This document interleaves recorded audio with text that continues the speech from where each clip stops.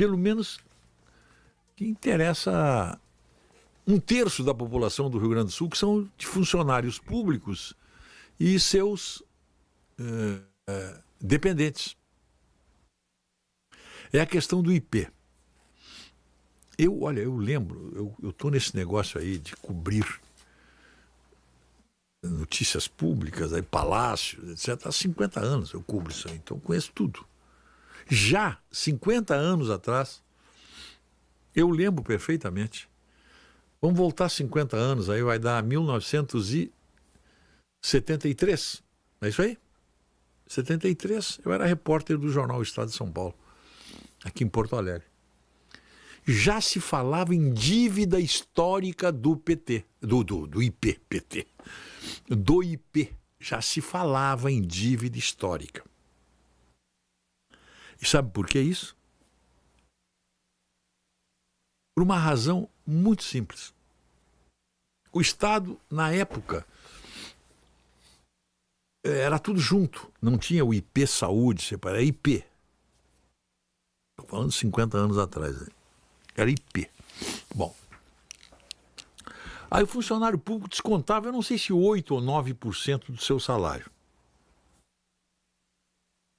Interessa o salário que ele ganhava. Ele descontava, se ele ganhasse, na época, sei lá, 20 mil reais. Em 73 era cruzeiros, eu acho, nem me lembro mais o que era. Você descontava, eu acho que era 8%. Acho que era 8% ou 9%. Só que esses cálculos eram muito bem feitos, viu? Havia uma equipe técnica de primeira linha. Eu vou dizer mais para vocês. O IP, Instituto de Previdência do Estado do Rio Grande do Sul, quando foi fundado, o Otto pode me ajudar ali, a época que o IP... Está me ouvindo, Otto? A época que o IP foi fundado, acho que foi nos anos 30, século passado, acho. Não tenho certeza. O Otto está vendo ali para mim, está fazendo a pesquisa ali. 8 de agosto de 1931. Ó, tá aí. Ó. Então, eu não tô... 8 de agosto de 1931. Foi o primeiro instituto de previdência que serviu de modelo para o Brasil. Está fazendo 100 anos. Daqui a 8 anos está fazendo 100 anos. Foi o primeiro instituto de previdência para servidores públicos estaduais. O IP foi modelo. Todos copiaram o modelo do IP. Aliás, o Rio Grande do Sul já deu outros exemplos. O DAER foi o primeiro departamento autônomo de estradas de rodagem do Brasil. Foi modelo para todo mundo, inclusive para o DNR, que foi criado depois. O DAER é a fonte, a matriz, assim como o IP. E a outro exemplo que eu sei do Rio Grande do Sul, começou aqui, aposentadoria, pensão para governadores. Não existia, saiu aqui no Rio Grande do Sul, cujo projeto foi modelo para todos os outros estados brasileiros. Então o Rio Grande do Sul sempre teve essa... Vem daí um pouco também aquele negócio de o estado mais politizado do Brasil. Hoje não é mais. Hoje não tem. Nas 27 unidades federativas, e aí inclui Brasília, Distrito Federal, hoje não tem mais modelo nenhum, é cada qual mais esculhambado, com exceção de Santa Catarina. O resto é tudo, vai tudo para a mesma lata do lixo, como exemplos, etc. E tal. Não existe mais isso, acabou. O Rio Grande do Sul já foi realmente o estado mais politizado do Brasil, exatamente por esse comportamento que deixou de ser há muito tempo. Bom, então, vamos para o IP agora. Então, o que acontece desde lá, desde 1973, quando o governador, em 73, era Euclides Triquês, nomeado. Depois veio o Guazelli. E depois veio o Amaralzinho. Desde aquela época, o que o governo do Estado, a Secretaria da Fazenda deixava de fazer? tem assim, ó, folha de pagamento do poder público. Aí entra judiciário, legislativo, executivo, tribunal de contas, etc, etc. Todos. A folha do servidor público do Rio Grande do Sul. Eu não sei, apenas vamos fazer só para fazer uma conta assim. 1 bilhão. 1 bilhão. 9% tem que ser depositado para o IP, era 9, não sei. Isso aí tem que ser automático. Assim como você credita o salário do servidor, a Secretaria da Fazenda tem obrigação, dever constitucional de creditar o desconto do servidor mais a sua parte de empregador para o IP. Então, isso nunca aconteceu, o governo não fazia isso aí. Nenhum governo fez. Depositava assim, vamos botar um dinheiro lá para o IP. Sempre foi assim.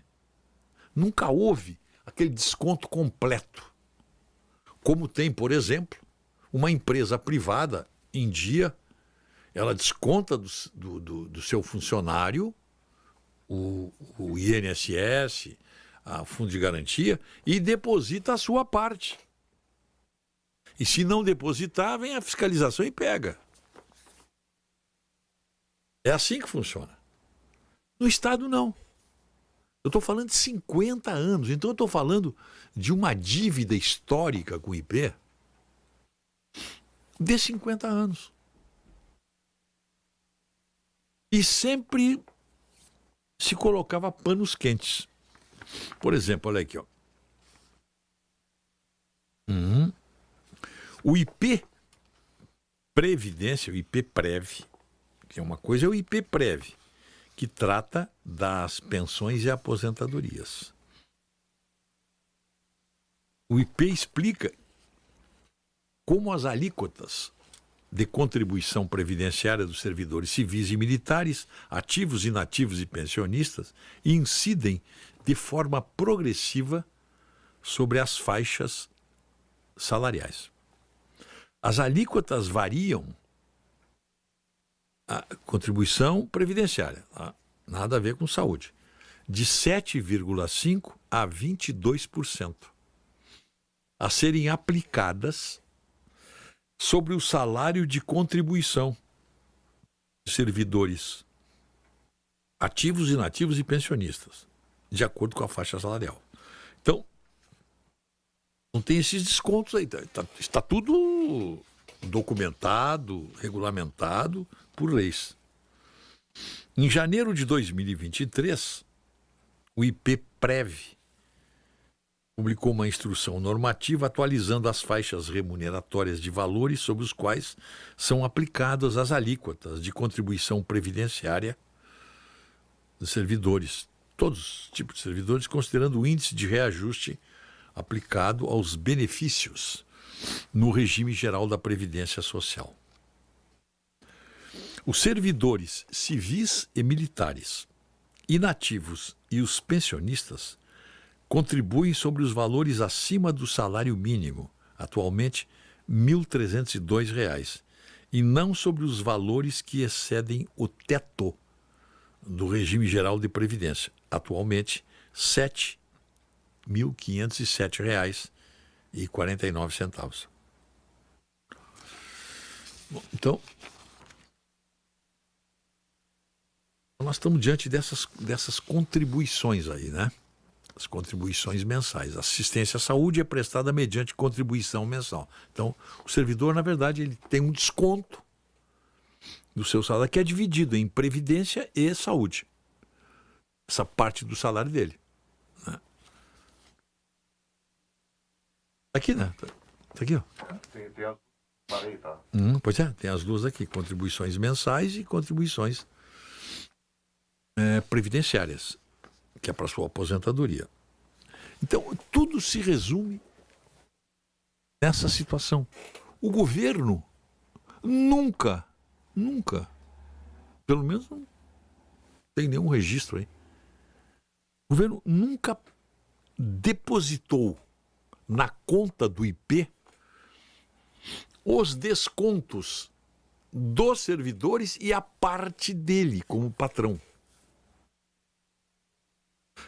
É isso aí. Se o IP tivesse em dia, ou melhor, se o governo estivesse em dia com o IP, não estaria essa crise aí. Porque realmente é uma crise hoje, né? Crise total. Deixa eu ver uma coisa aqui. O que o ouvinte mandou aqui para mim? Um feliz retorno, tá.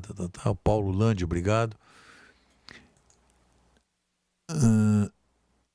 Tá, isso aqui é interessante, essa notícia aqui que o ouvinte mandou também, mas é que não é do IP. É o estado de saúde do ex-ministro da Justiça, Anderson Torres. Ele já perdeu 12 quilos na cadeia, uma prisão ilegal, uma prisão absurda, uma violência contra o Anderson Torres. E não tem nenhum deputado que vai visitá-lo lá, nenhum parlamentar, ninguém. Pelo menos os irmãos Bolsonaro poderiam visitá-lo, né?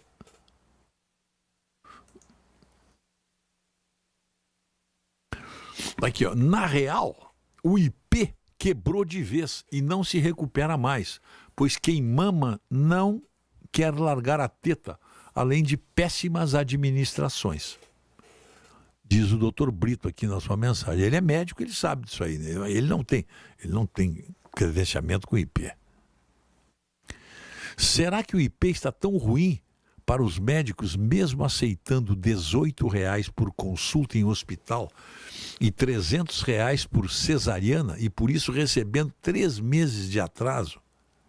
Eu tenho minhas dúvidas, pois se fosse tão ruim, por que continuam até atendendo? São masoquistas? Os anestesistas são pagos pelo cliente do cirurgião e não reclamam. Dr. Brito, que está falando aqui, é um cirurgião que tem equipes de anestesista, mas ele atende só particular. Ele não trabalha com convênio. Graças a Deus, que Deus mantém assim essa independência total para o Dr. Brito. Pergunta: onde estava o Tribunal de Contas nesses 50 anos de descaso com o IP? Pergunta o Gil daí, porque é uma boa pergunta, Gil. Excelente pergunta. Mas o nosso Tribunal de Contas, e quando eu falo, eu tenho cuidado para falar com o Tribunal de Contas, porque ao longo do meu trabalho, da minha vida profissional, fiz vários amigos lá que foram deputados, são pessoas que têm o maior respeito por. Então não é nada pessoal. Quando eu falo assim, eu falo da instituição, não é nada pessoal. Por favor, eu conheço todos que estão lá, admiro-os todos. São pessoas decentes, etc. E tal, não tem. Mas o Tribunal de Contas nunca deu a mínima importância para o IP. Nunca deu, não tem. Examinou, o Tribunal de Contas faz assim, ó, aprova as contas com ressalvas. Pô, se tem ressalva, não pode aprovar, pô. Ou as contas estão boas ou não estão boas. O Tribunal de Contas não é para fazer ressalvas. O Tribunal de Contas é para ver se as contas estão certas ou erradas. Não existe meia conta. Não existe negócio da meia gravidez, né? Não ou está errado ou está certa. Aprova as contas de todos os governos. Eu não lembro de nenhum exame de contas do Executivo, não lembro de terem sido recusadas pelo IP. Não lembro. Desculpe, pelo Tribunal de Contas. Eu não lembro. Agora, são esses eufemismos do Brasil, da justiça brasileira, da legislação brasileira. Aprovo com ressalvas. Então não aprova, pô. E por aí vai.